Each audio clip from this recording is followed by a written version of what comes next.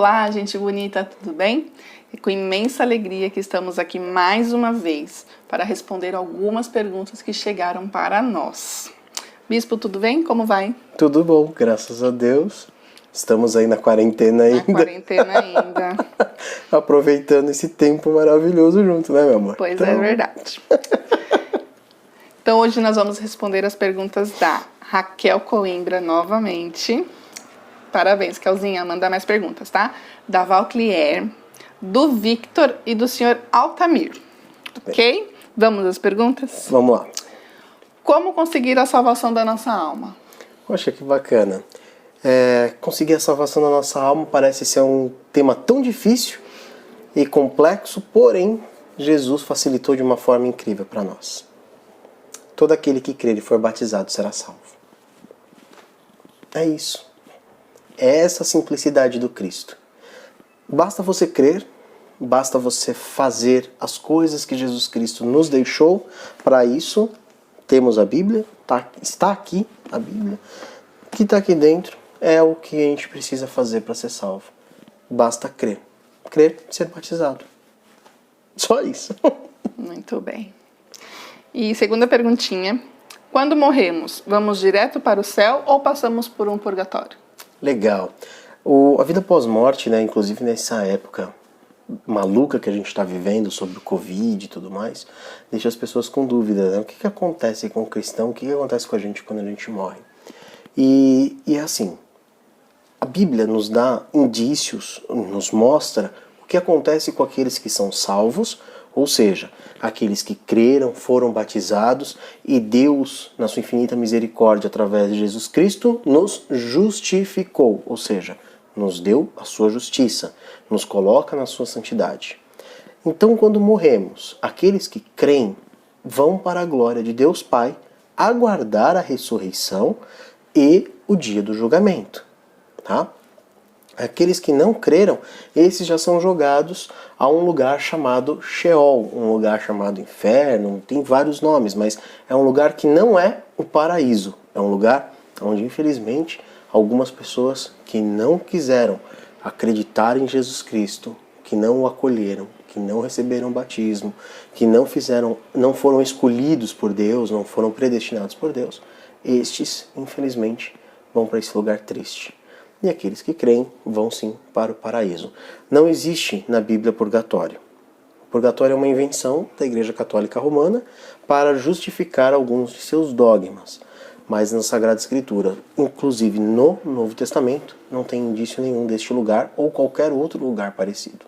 Era isso que eu ia perguntar. Ia colocar uma pergunta aqui no meio, mas você já respondeu. Não tem nada parecido. Então nada. Não tem purgatório. Não tem purgatório, a gente não fica lá dormindo. Não, é assim, ó, morreu. Base bíblica para isso. Na crucificação, um dos bandidos, né, que estavam ao lado de Jesus, disse abertamente: Senhor, lembra-te de mim quando estiveres no paraíso? E aí o próprio Jesus fala: ainda hoje você estará comigo no reino dos céus. Quer dizer, Jesus está mostrando ali que vai acontecer isso. Vamos morrer, né? E a nossa alma, porque o que acontece? O nosso espírito, né, na verdade, vai para Deus. Nós somos formados por 3 partes. Corpo, essa matéria que a gente toca. Alma, que é o que nos movimenta, a nossa ânima, a nossa vontade. E o espírito, que isso volta para Deus. Esse é o que vem de Deus. Deus nos dá a vida, o ruá. Então, quando nós temos o espírito volta para Deus, tá? O corpo é matéria. Do pó viemos, ao pó voltaremos. Então não importa se você vai ser enterrado, cremado, tanto faz. Não tem diferença. Porque na glória vai acontecer o que exatamente? Jesus Cristo vai olhar para nós e vai trazer o nosso corpo glorioso. Entendeu? Então, não existe purgatório, não existe lugar dos mortos dormirem, não tem nada disso. Muito bem, tirou uma dúvida minha também. Então, vamos lá, vamos continuar com mais uma pergunta. Os católicos, de modo geral, acreditam em outras vidas? Reencarnação, por exemplo? Não. A doutrina cristã, ela não é compatível com a doutrina da reencarnação ou do karma. Não. Porque foi como a gente disse, ao morrer nós vamos para o céu ou para o inferno. É um lugar ou outro. Não tem meio lugar, né? E o nosso corpo, que vai ser ressuscitado na glória, né, que vai unir de novo o espírito com o corpo, essa união ela não se encaixa num quadro de reencarnação. Porque, segundo a Bíblia, como que eu vou poder, por exemplo, se eu reencarnar em outros corpos, como que eu vou fazer para, na ressurreição, saber qual que é o meu corpo que eu vou ficar? Não é exatamente, se eu tive várias vidas. Por isso não cabe. O outro critério, óbvio, é a questão da morte e ressurreição de Jesus Cristo. Jesus Cristo morreu e ressuscitou. Jesus Cristo não morreu e reencarnou. Não. Ele ressuscitou em glória. Seu corpo ficou glorioso e ele subiu aos céus. Então é isso. É justamente o que aconteceu com Cristo vai acontecer com a gente. Por isso é totalmente incompatível a ideia de reencarnação e cristianismo. Entendi. Como a sua igreja se diz ser evangélica e católica ao mesmo tempo? Legal. Vamos lá. A gente professa um credo, o credo apostólico, né? Que diz: o Deus Pai Todo-Poderoso, Criador do céu e da terra, em Jesus Cristo, seu único Filho, né? E tem uma frase que muita gente se espanta: numa igreja una, santa, católica e apostólica. Católica e apostólica significa que nós descendemos dos apóstolos, ou seja, toda a tradição, todo o cuidado com a Sagrada Escritura, nós mantivemos como dos apóstolos. Católico significa universal, de todos. É a igreja cristã verdadeira, é a igreja de todos os cristãos. Muita gente fala assim, mas como pode ser católica e evangélica ao mesmo tempo? O termo evangélico significa aquele que segue o evangelho, certo? O correto seria a gente dizer, então, protestantes. Por quê? Quando a Igreja Católica Apostólica Romana, né, ela recebe essa titularidade Católica Apostólica Romana, ela começa a causar os erros de doutrinas, nós nos separamos dela. Essa separação vem através de protestos, né, contra isso, contra aquilo e tudo mais. Martinho Lutero, grande expoente dessa situação, não só ele, mas John Knox, o Calvino, entre outros nomes que já estavam ali causando um burburinho por volta ali de 1450, 1500, que quando realmente estoura, né, essa questão do protestantismo. Então, nós somos católicos, por quê? Porque a nossa igreja é uma igreja que descende desta fé, de uma fé una, um único Deus, uma única igreja, uma única verdade, que é Jesus Cristo, santa, porque a igreja é santa, nós somos pecadores. A igreja em si, a instituição igreja é santa, nós pecadores. Católica, porque ela é de todas as pessoas, ela é uma igreja universal, ela é uma igreja para todas as pessoas, tá? E apostólica, porque ela vem dos apóstolos. Por isso nós podemos dizer, sim, nós somos protestantes, nós somos evangélicos, como ficou, né, meio que um bordão no Brasil, mas nós somos evangélicos, sim, e católicos por conta da nossa catolicidade, ou seja, da nossa universalidade na palavra do Senhor dentro da igreja. É isso. Muito bem, agora eu vou dar um tempinho que eu preciso tomar um remédio. Pega ali pra mim, por favor, marido. Agora esse é meu marido, pega ali, fazendo favor. Obrigada. Festa da firma, Dizal. Fazendo propaganda. Obrigada. Vamos lá, bispo. Volta ao bispo.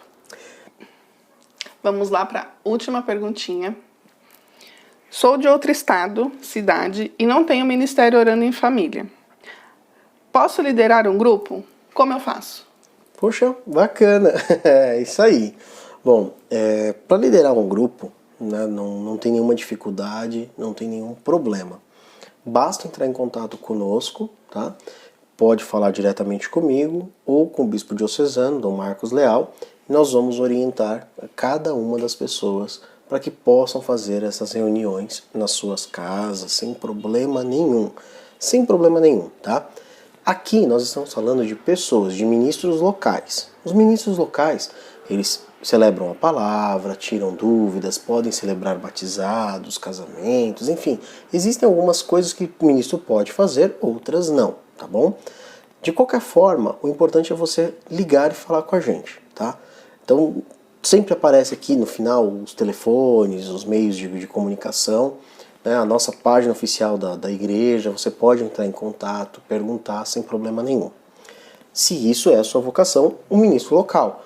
Você juntar sua família, seus amigos, pessoas dos seus vizinhos, né, da sua vizinhança, e formar um grupo de oração nessa fé, né, dessa doutrina, nessa formatação da Igreja Episcopal Cristã Brasileira. Tá? É muito simples, não tem segredo nenhum. Agora, se sua pergunta é, como eu faço para ter o ministério aqui, e você quer entrar para o clero, você quer ser um ministro da igreja, existe aí um processo, tá? Então, há um pedido de incardinação, que nós chamamos, há um período probatório, há um período que você vai analisar, nós vamos analisar documentos, né, a pesquisa da vida da pessoa, tudo certinho, para que a gente possa ter uma tranquilidade, tá? Em que dizer, olha, este lugar é um lugar da igreja, tá? Porque esse cuidado, muitas vezes, as pessoas confundem, né, o Ministério Orando em Família ou qualquer outro ministério e levam de qualquer jeito. E aqui é o seguinte, a gente não está brincando de ser igreja. Nós somos uma igreja séria, verdadeira, pautada nas coisas de Deus. E essa verdade, ela precisa estar muito clara, muito clara. Eu não posso simplesmente entregar nas mãos de qualquer pessoa simplesmente porque eu acho bonitinho ou porque ele é meu amigo, ele é legalzinho. Não. A gente não faz isso. Nós tomamos esse cuidado para que a gente possa sempre ter uma igreja saudável, com um mínimo de problema, né? Porque a gente sabe como é difícil a vida, lidar com as pessoas. Então a gente busca fazer o melhor trabalho possível. E como a gente já falou em vídeos anteriores, não adianta pensar em ter 10 mil pessoas para eu cuidar. Não é isso. Não é isso. O importante é que você tenha 1, 2, 3 famílias, mas que você saiba o nome de cada um, que você saiba a necessidade de cada um, que literalmente você cuide da vida de cada um, né? Esse cuidar da vida de uma forma positiva, é claro. É isso, exatamente isso. Entre em contato com a gente, tá? Os números vão aparecer aqui depois, tudo certinho, tudo direitinho. É só entrar em contato. Muito bem. Legal? Muito bem, então, né? E temos mais uma pergunta. Pergunta bônus? É uma pergunta bônus, que é do Breno, nosso filho. Filho, qual que é a sua pergunta? Qual a importância de Deus para o mundo? Qual a importância de Deus para o mundo? É. Legal, Breno. Vamos lá. Já sei, vou te explicar de um jeito assim, ó. Qual a importância do ar para você? A importância do ar De você respirar. para viver. Pronto, é isso. Sem Deus, o mundo não vive. Sem Deus, o mundo não vive. Se Deus falasse assim, cansei, acabava tudo, entende? Essa é a importância de Deus. Deus é tudo, é tudo. E Ele é o mais simples de todas as coisas. Não há dificuldade de encontrar Deus. Vou aproveitar, Breno, e vou te ensinar uma coisa que aconteceu comigo lá no trabalho, lá na Tizal, onde eu trabalho. Olha só, o rapaz me questionou uma coisa, ele perguntou assim, ô Massaro, fala pra mim, como é que é esse negócio aí de Deus e tudo mais? Como é que eu faço pra crer nesse Deus? Como é que eu faço pra falar com esse Deus que você fala tanto aí? Eu acho mó bonito, mas nunca falei com Deus, não sei o quê. E ele vinha de algumas tradições religiosas bem diferentes da nossa, onde tinham que fazer vários rituais, incensos, velas, outras coisas e tudo mais. E depois de um tempo ele abandonou tudo isso e depois não queria saber de mais nada, até que ele me questionou sobre isso. E aí eu peguei pra ele e falei assim pra ele, olha, faz o seguinte, junta suas mãos assim ou assim, como você se sente melhor? Ele falou, assim. Beleza. Põe perto do corpo. Agora, fecha o olho. Aí ele fechou o olho. E fala assim, Senhor meu Deus. Aí ele repetiu, Senhor meu Deus. Aí, e agora? Agora você continua falando com ele aí que eu vou tomar água e já volto.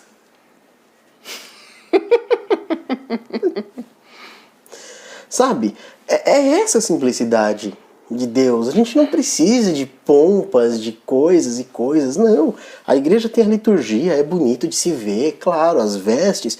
É beleza para que a gente possa identificar alguma coisa. Mas é só isso. Entendeu a importância de Deus, Breno? Sim. Espero que todo mundo tenha entendido a importância de Deus. Porque para muitas pessoas é um texto decorado, mas não é um texto decorado. Pra gente conversar com Deus é muito simples. É só deixar falar, o coração falar, né? Eu e o Eric, a gente tem um devocional para casais que nós fazemos todas as noites. E teve um dia, a gente reveza, né? Quando eu leio o texto, ele faz oração. Quando ele lê o texto, eu faço oração. E no dia que era para eu fazer oração, eu não estava me sentindo muito bem, né? Tive alguns problemas aqui em casa, como casal, como mãe, né? No serviço também não tive um dia muito produtivo. E cheguei chateada. E eu falei para ele, não consigo. Hoje eu não consigo orar. Ele simplesmente pegou na minha mão e ficamos em silêncio por um tempo.